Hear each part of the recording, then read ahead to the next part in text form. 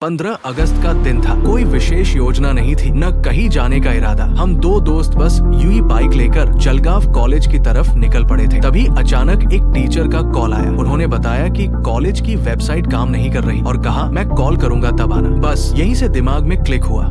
जैसे ही हमने अजंठा की ओर बाइक मोड़ी, मौसम ने अचानक करवट ली। कुछ ही किलोमीटर चले थे कि तेज बारिश शुरू हो गई। पहले तो लगा कि थोड़ी देर में रुक जाएगी, लेकिन बारिश रुकने का नाम ही नहीं ले रही थी। हमें मजबूरन एक शेड के नीचे रुकना पड़ा। लगभग 2 घंटे तक वहीं बैठकर इंतजार किया। कुछ यात्राएं हम प्लान करते हैं और कुछ यात्राएं हमें खुद बुला लेती है। हमारी 15 अगस्त की ये ट्रिप भी कुछ ऐसी ही थी। ना कोई तैयारी, ना कोई सोचा हुआ रास्ता। बस एक कॉल आया और मन में एक ख्याल जागा, क्यों ना आज कहीं घूम ही लिया जाए, मौके को घूमने में बदल दिया जाए। बिना समय गवाए हमने बाइक का हैंडल मोड़ा। अंदर जाते ही छोटी दुकानों की कतारें थी। खाने पीने की चीजें, सबसे खास गौतम बुद्ध की लकड़ी से बनी सुंदर मूर्तियां जो एकदम मन को भा गई। गुफाएं यहाँ से करीब 5 किलोमीटर दूर थी। वहाँ तक जाने के लिए महाराष्ट्र राज्य परिवहन की बसें चल रही थी। बस में बैठते ही एक अजीब सी शांति थी। खिड़की बारिश का मौसम था। दरअसल अजंठा जाने की बात हम कई दिनों से कर रहे थे, लेकिन किसी न किसी वजह से जा नहीं पाए थे। और आज जब कोई प्लान ही नहीं था, हम अजंठा पहुंच ही गए। ये भी एक तरह का इत्तेफाक था। हमें याद आया कि पिछली बार जब हम आए थे वो सोमवार था और तब हमें नहीं पता था कि सोमवार को अजंठा की गुफाएं बंद रहती हैं। इस बार गुफाएं यहाँ से करीब 5-6 किलोमीटर दूर थी। वहाँ तक जाने के लिए महाराष्ट्र राज्य परिवहन की बसें चल रही थी। हर व्यक्ति का टिकट 25 रुपए। बस में बैठते ही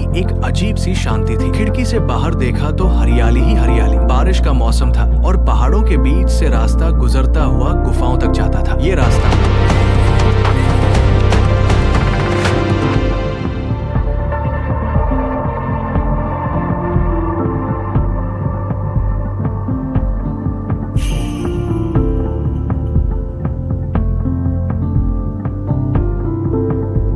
दरअसल अजंठा जाने की बात हम कई दिनों से कर रहे थे, लेकिन किसी न किसी वजह से जा नहीं पाए थे। और आज जब 1983 में अजंठा की गुफाओं को यूनेस्को विश्व धरोहर स्थल वर्ल्ड हेरिटेज साइट के रूप में मान्यता दी गई, ये न केवल भारतीय बल्कि वैश्विक कला विरासत का हिस्सा। अजंठा की गुफाएं पत्थरों में उकेरा गया भारतीय कला का अमर इतिहास। भारत का इतिहास जितना प्राचीन है, उतनी ही अद्भुत उसकी कलाकृति।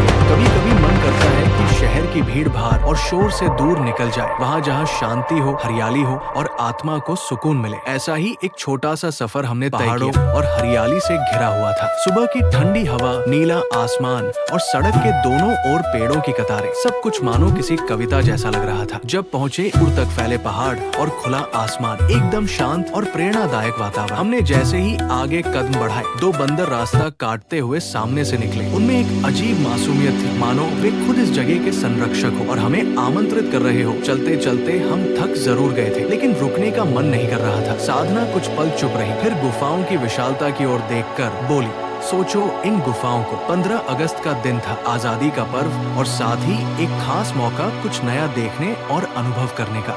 जैसे जैसे हम ऊपर चढ़ते गए, वैसे वैसे नजारे और भी सुंदर होते गए। हर मोड़ से दिखते थे हरे भरे पहाड़, गहरी घाटियां और दूर तक फैली प्रकृति की चादर। जैसे ही हम घाट के और कुछ यात्राएं हम प्लान करते हैं और कुछ यात्राएं हमें खुद बुला लेती है। हमारी 15 अगस्त की ये ट्रिप भी कुछ ऐसी ही थी। ना कोई तैयारी, ना कोई सोचा हुआ रास्ता। बस एक कॉल आया और मन में एक ख्याल जागा, क्यों ना आज कहीं घूम ही लिया जाए, मौके को घूमने में बदल दिया जाए। बिना समय गवाए हमने बाइक का हैंडल मोड़ा।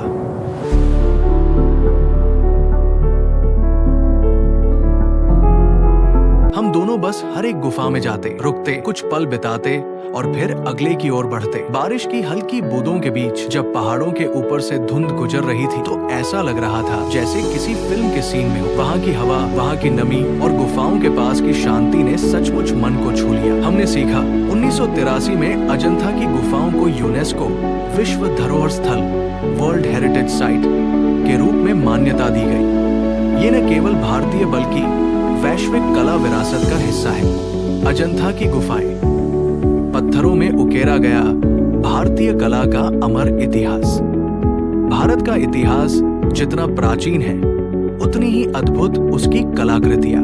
ये रास्ता सिर्फ एक ट्रिप नहीं था, बल्कि एक ऐसा अनुभव जिसमें हर मोड़, हर पहाड़ और हर नजारा दिल को छू लेने वाला था। कभी कभी हम किसी रास्ते से यूं ही गुजरते हैं और वो रास्ता हमारे अंदर कुछ छोड़ जाता है। कुछ ऐसा ही हुआ उस दिन, जब गुफाओं से थोड़ा आगे बढ़े ही थे कि एक शांत निर्मल नदी का दृश्य सामने आया। वाघोरा नदी जैसे ही वो हमारे सामने आई, पूरा माहौल और भी शांत हो गया। गुफाओं की गंभीरता के बाद ये बहती नदी मानो किसी ध्यान की अंतिम अवस्था जैसी लग रही थी, गहरी लेकिन सरल। नदी पर आने जाने के लिए 2 पुल, ब्रिज बने हुए थे। प्रकृति और इतिहास का ऐसा संगम बहुत ही कम देखने को मिलता है। ये यात्रा हमारे लिए बेहद खास और यादगार रही। साधना और मुझे अजंता घूमने में बेहद मजा आया। ये एक ऐसा अनुभव था जिसे हम जीवन भर नहीं भूलेंगे और हमने सोचा था कि जल्दी से घूम कर चले जाएंगे, लेकिन यहाँ आने के बाद जाने का मन ही नहीं कर रहा है। अजंता गुफाएं महाराष्ट्र में स्थित है और इनका निर्माण 2री शताब्दी ईसा पूर्व से लेकर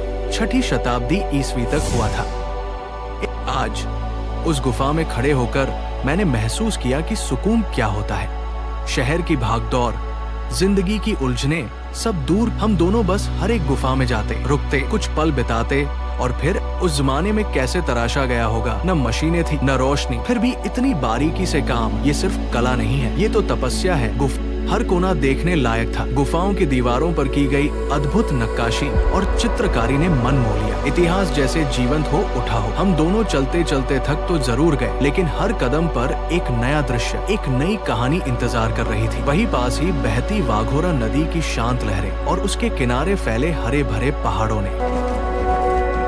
ये जगह तो कमाल की है।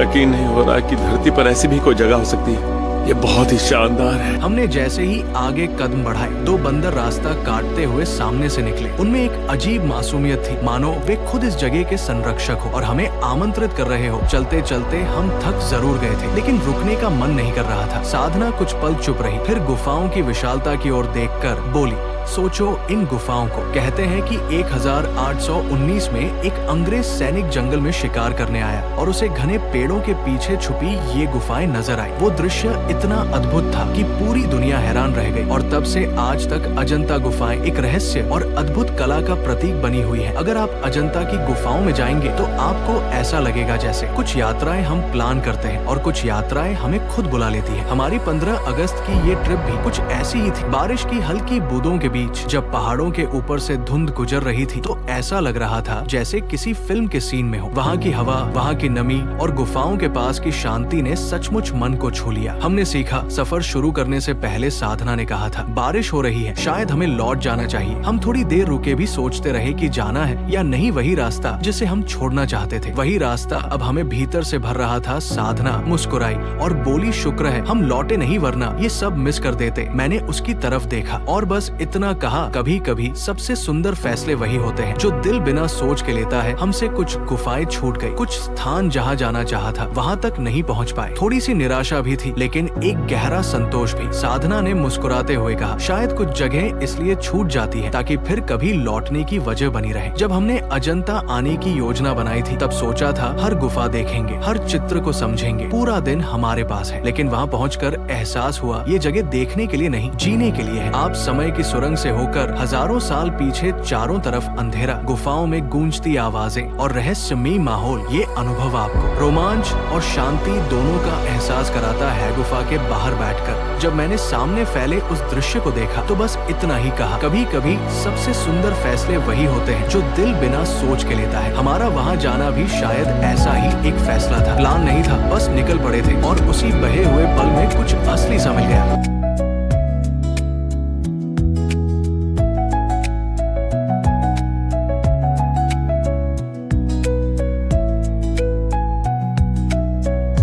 अजंता की गुफाएं जैसे ही हम बाहर की ओर बढ़े, मन में एक गहरी शांति और संतोष का एहसास था। इतिहास की इतनी अद्भुत झलकियों को देखकर अब हम लौटने लगे थे, लेकिन बाहर का नजारा भी कम दिलचस्प नहीं था। बहुत लंबी कतारें लगी थी, आप लोग देख सकते हैं। हर किसी के चेहरे पर